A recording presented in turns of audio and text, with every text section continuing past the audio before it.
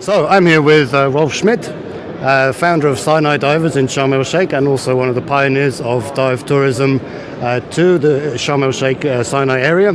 Rolf, how are we doing? Actually, not too bad at all. I mean, things are looking much brighter than we had it in the past few years. So, yeah, not too bad at all. We are quite happy. Okay. How does business compare between what it is now and the high period of 2009-10 before it all went wrong in Sharm El Sheikh? I mean, it's a huge difference. We are not able to compare that directly because the conditions today are completely different than in these heydays. And the number of tourists, the number of flights, the number of general traffic in this area is minor compared to these days. I mean, we had in this period of time you just talked about in the late 2008, 9, 10, which was the peak. We had 70 flights a day in Sharm El Sheikh, and maybe we have now 10, 12, 20 a week. Right? But it is on the rise, it is getting better. I do not see that the huge numbers, which in one way is also a sign that it's, for the reefs, it's a recovery in one way or the other. And the mass tourism have its negative parts as well. So at the moment, we don't experience that part of the tourism, but it's on the rise, which is very important for the people because there's a lot of people without work. There's hotels which are not full, diving centers who closed down, but it definitely is on the rise. And we had quite a good year where we had to do big steps in changing our operation, changing how we do it and what we do, and it showed that was the right step in the right direction we did, and it was a good year. How is life working out for a lot of the Egyptian stuff? Because people like me, we can always go home if it doesn't work out, but these guys rely on the business in Egypt for their entire livelihood. Are they managing to find some work now? Is it? That's actually the saddest part of all of it, because beside the fact that the people who worked in hotels, which is a massive number of employees in all the hotels, the people who've been running desert safaris who stopped completely, the local Bedouins who act as guides and drivers for these desert safaris, locals who worked as skippers and deck hands and boat crews, which diving and water sport related, the people in the hotels, waiters. I mean, the huge number of people who need to run a tourist destination and all activities related to tourism, just a minor part, a small part of them got busy again or got back into job situations. Many of them still have to suffer salary cuts because the hotels and the operators just do not have the volume of tourists who allow them to pay full salaries. At the same time, the Egyptian pound, the LE, is massively devaluated. I mean, just consider that we have now for €1, it is 21 Egyptian pound. 1 year ago, it was 9. Wow. Right? So that makes it extremely expensive for the people and the local population who are not based their salary on foreign currency. Sure. So we are still far away from a recovery for these people. A few are back, yes, but not to the conditions they had before. And the other part of it, which is indirect, create the suffering that many Egyptians who have been working abroad in other Arab countries like Syria, Iraq, Saudi Arabia, Libya, in the oil industry, all these countries collapsed, and all these Egyptians who sent their salaries back home, which created the highest volume of foreign currency brought into Egypt. It is not the tunnel, not the canal, it is not the tourism who created this foreign currency deposits, it was the Egyptians working abroad. All of them are back in Egypt and there's no work in these totally destroyed countries. That is one of the real big problems. Sure. I mean, tell us a little bit about how it was. I know for you personally with Sinai Divers, the Ghazala Beach Hotel had to be mothballed temporarily because of the drop in business, and now you've reopened together with Van Allau, who I think were first to close after the Russian air crash. I mean, how has that been working out? Are you seeing enough of a return to business that it will grow in the next few years? I mean, we had the different stages of business collapsing, and the first stage obviously was the result of the revolution, which we're looking now back 7 years. We have to realize that this is not a 5 or 6 month problem, and then recovery like we had so many times in the past 10, 15 years. We had issues where we had a drop of business because there were, attacks. There were, issues, especially in Sinai. But the main thing of the revolution is going back to 2011. So there was already a setback of a business, but not a total zero, which was the case after the Russian airliner went down in October 2015. This created a total stop of Sinai air traffic, a total stop from all of European countries, including the British and the Russians, where the Russian business in Sharm represented 50% of the total business of tourism. British were number 2. And in Hurghada, or the south of Egypt, the Russians were the only nation who closed down tourism for all of Egypt, whereas the other European countries, including Great Britain, still continued to bring tourism to Egypt, but only to the mainland. So Hurghada, where 70% of all the clients were Russians, it became a zero, because until today, the tourism from these two countries, Russia and Great Britain, did not return to Sinai, and Russia not at all. So the only tourism which came back in November 2016, where the Germans, Swiss, Austrians, Italians never stopped.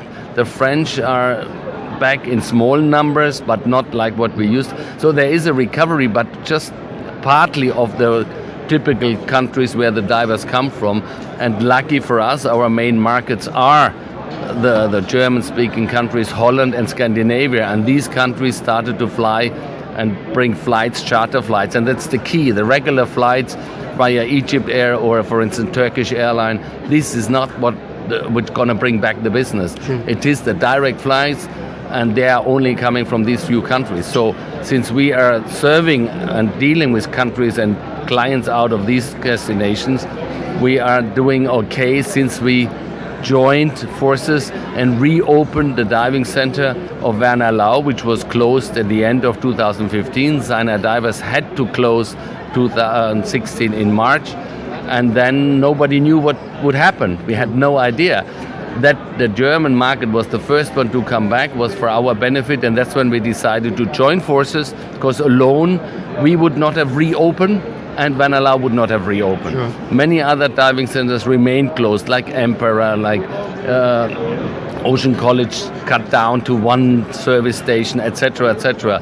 So some of the big operators, diving operators in Sharm, like Camel or us, are alive again. Camel never closed down, thanks God. But it's for none of us an easy going. But it was the right decision for us to join forces and to reopen an operating diving center where we mainly deal with our repeater clients, which is our main asset. Sure. I mean, I know, of course, the Ocean College was very British. Emperor particularly is a long-standing, very British-oriented dive center. Also, the operators, Thomas Cook, Thomson, others, are crying out for Sharm to be reopened.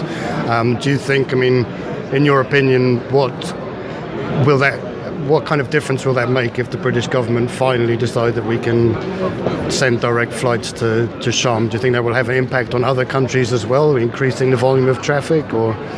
For sure. I mean, we have the classic countries who been the pioneering countries in this part of the world, and the British being very strong in Sinai, actually stronger than ever than in Hurghada, or the mainland, where the Germans or Swiss or some other nationalities have been very strong, much stronger than in Sharm El Sheikh. But the British market was dominant. I mean, the Russians are not our main clients. There are other countries like Red Sea College who've been strong on the English market as being English owners as well, but they also had a big part of the Russian market.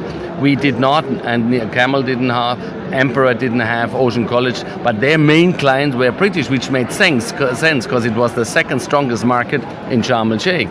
And everybody benefited from the British diving society or British diving activity in form of diving tour operators, etc., etc. If they come back, it will create will have a suction effect. Other countries will follow, because the British always been they were the last one to leave in a crisis situation and the first one to come back.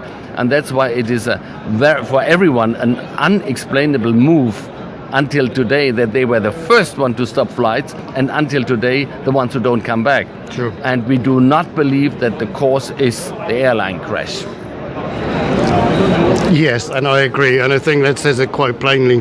The UK market is missing out, but the UK government also really needs to address the situation and bring the flights back to Sharm El Sheikh.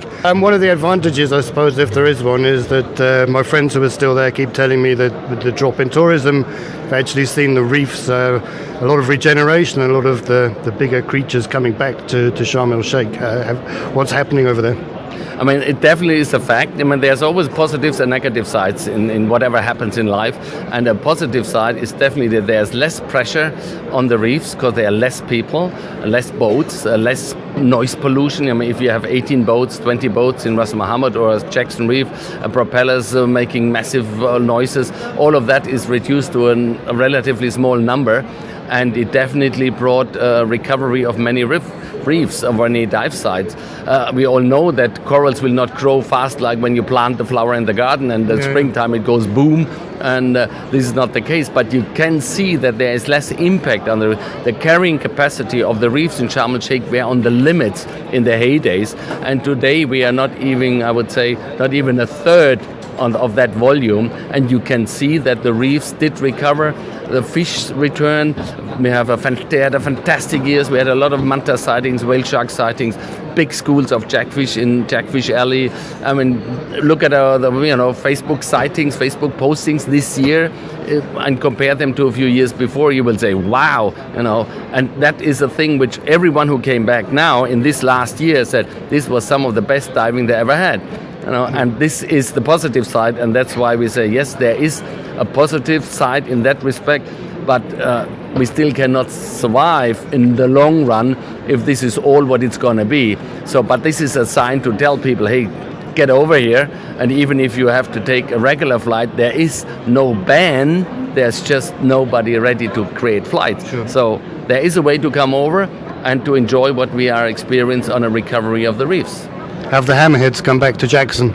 Not to that extent as we used to have it. A big part of it was that the water was rather warm, and as you remember, as a dive guide yourself and a diving instructor working with us, you know very well. In the moment the water is cooler, the hammerheads come up, and the water is very warm, they are too low. But what we had, and that's the first time since a long time, we had great hammerhead sightings, individuals in very close areas, some of them on local dive sites. We had them at least 4 or 5 sightings within a period of 3-4 weeks in October, and that we never had before. So suddenly creatures come up which have never been there before. So yeah, in that respect, positive. Mantas, whale sharks, and great hammerheads. Get back to Sharm El Sheikh.